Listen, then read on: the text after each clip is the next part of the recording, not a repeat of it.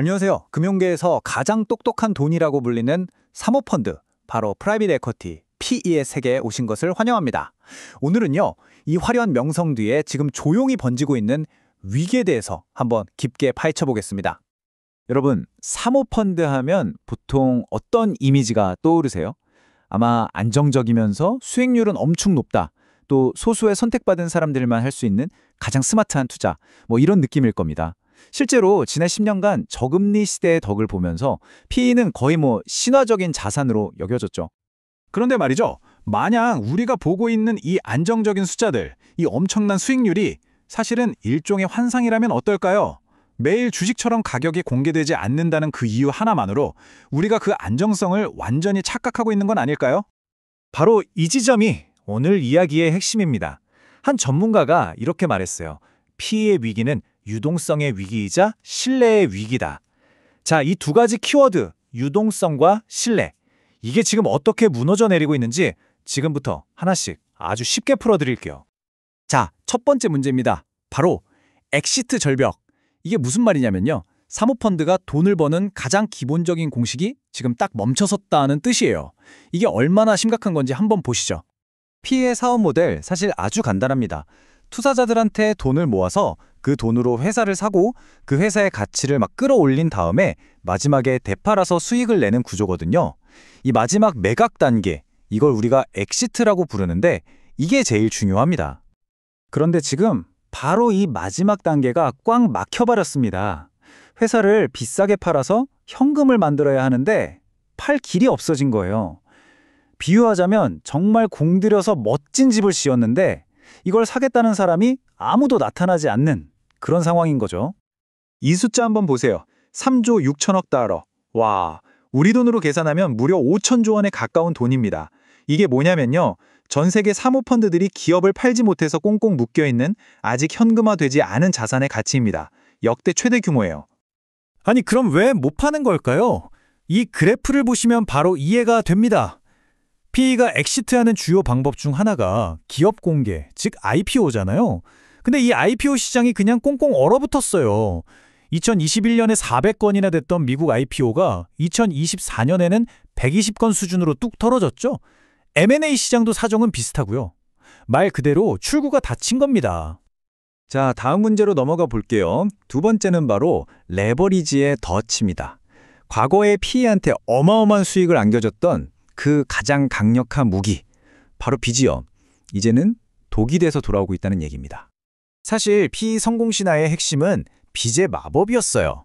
여기 보시면 일반 상장사들은 자기 자본의 한 30% 정도 빚을 내거든요.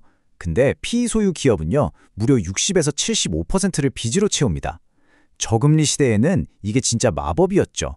남의 돈, 즉 빚을 이용해서 훨씬 더 큰 이익을 만들어냈으니까요. 하지만 이 시대가 완전히 바뀌었죠. 이 말처럼 고금리 시대의 레버리지는 독이 되었다. 금리가 확 오르면서 과거의 그 성공 공식이 이제는 기업의 발목을 잡는 아주 무거운 족쇄가 되어버린 겁니다. 이 도넛 차트를 보면 현실이 정말 적나라하게 보입니다. PE가 소유한 기업이 열심히 벌어들인 이익의 무려 3분의 1이요. 회사 성장이나 운영에 쓰이는 게 아니라 오로지 빚 이자 갚는 데 쓰이고 있다는 거예요. 이익이 그냥 이자로 다 녹아내리고 있는 거죠. 자, 이제 세 번째 문제로 가보겠습니다. 이건 좀 흥미로운데요. 바로 가격의 착시입니다. 사모펀드 자산이 왜 그렇게 안정적으로만 보였는지 그 비밀이 바로 여기에 숨어 있습니다. 핵심 개념은 오래된 가격 착시라는 건데요. 자, 주식시장은 매일매일 가격이 오르내리잖아요. 근데 PE 자산은 그렇게 매일 평가하지 않아요. 그러니까 가격 변동을 자주 확인하지 않으니까 겉으로 보기엔 되게 안정적으로 보이는 그런 착시 효과가 생기는 겁니다. 매일 주가를 숨기고 있는 상장사라고 생각하시면 쉬워요. 근데요, 이런 착시를 넘어서 아예 수익을 만들어버리는 기술도 있습니다. 바로 자전거래라는 마법인데요. 이게 뭐냐면 A펀드가 가진 자산을 팔아야 하는데 안 팔려서 곤란할 때 같은 운용사의 B펀드가 이걸 사주는 거예요. 그럼 A펀드는 장부상으로 수익 달성 이렇게 기록하고 운용사는 성과 보수를 챙겨가죠. 하지만 투자자 입장에서 한번 생각해 보세요. 내 돈이 A펀드에서 B펀드로 그냥 옮겨간 것뿐이잖아요? 실제로 내 주머니에 들어온 현금은 단 1원도 없습니다. 그야말로 숫자만 부풀리는 회계 마술인 셈이죠. 자, 상황을 한번 정리해 볼까요? 엑시트는 꽉 막혔죠. 빚 때문에. 이자 내느라 수익은 줄어들죠. 심지어 그 수익률 숫자마저 믿기 어렵게 됐습니다. 이런 상황에서 연기금 같은 기존의 큰손 투자자들이 투자를 망설이기 시작한다면 과연 사모펀드들은 새로운 돈을 어디서 구해야 할까요? 바로 이 지점에서 이 이야기는 더 이상 남의 얘기가 아니게 됩니다. 사모펀드가 눈을 돌린 새로운 자금줄, 그 최후의 투자자가 바로 우리일 수 있기 때문입니다.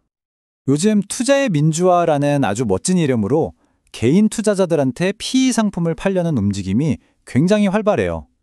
하지만 이 인용문이 꼬집는 것처럼 그 본질은 민주화가 아니라 새로운 돈을 찾으려는 절박함일 수 있다는 거죠. 기관 투자자들이 빠져나간 그 빈자리를 우리 같은 개인들이 채우는 구조가 될 수 있다는 경고입니다. 이게 그냥 하는 말이 아니고요. 실제로 미국에서는 410K 같은 퇴직연금 상품에 우리나라에서도 공모형 사모펀드 형태로 PE 상품들이 우리 곁으로 성큼 다가오고 있습니다. 과거엔 정말 상상도 못할 일이었죠. 이 문제가 이제 더 이상 전문가들만의 이야기가 아니게 된 겁니다. 그렇다면 이런 상황에서 우리는 어떻게 해야 할까요? 자, 이제 문제 설명은 그만하고요. 만약 여러분이 이런 투자를 고려하게 될 때를 대비해서 아주 명확하고 실용적인 투자 지침을 알려드리겠습니다. 이 투자자 체크리스트, 이거 꼭 기억해 두세요. 첫째, 안정적인 고수익이라는 달콤한 마케팅 문구, 일단 의심부터 하세요. 둘째, 서류상의 수익률인 IRR에 절대 속지 마세요. 이건 앞으로 이만큼 벌 예정이에요 라는 약속 같은 거거든요. 대신에 실제로 내 통장에 현금이 얼마가 들어왔는지를 보여주는 DPI, 즉 현금 회수율을 반드시 확인해야 합니다. 셋째, 이 펀드가 빚을 얼마나 많이 쓰는지, 즉 레버리지 수준을 꼭 이해하시고요. 넷째, 내 돈이 얼마나 오랫동안 묶여 있어야 하는지 환매 조건도 꼼꼼히 따져보세요. 그리고 마지막으로 투자의 민주화라는 말 비판적으로 바라볼 필요가 있습니다. 오늘 쭉 살펴본 것처럼 사모펀드의 이 조용한 위기의 본질은 결국 숫자에 대한 신뢰의 위기라고 할 수 있습니다. 우리가 지금까지 봐왔던 그 화려한 수익률이라는 겉모습과 실제 현실 사이의 거리가 점점 벌어지고 있다는 거죠. 오늘 분석을 마무리하면서 이 강력한 경고 메시지를 마지막으로 남기고 싶습니다. 그 비용은 언제나 가장 늦게 들어온 투자자가 치른다. 과연 사모펀드의 다음 이야기는 누가 쓰게 될까요? 그리고 가장 중요한 질문이죠. 그 비용은 과연 누가 치르게 될까요? 우리 모두가 한번 깊이 생각해 볼 문제입니다.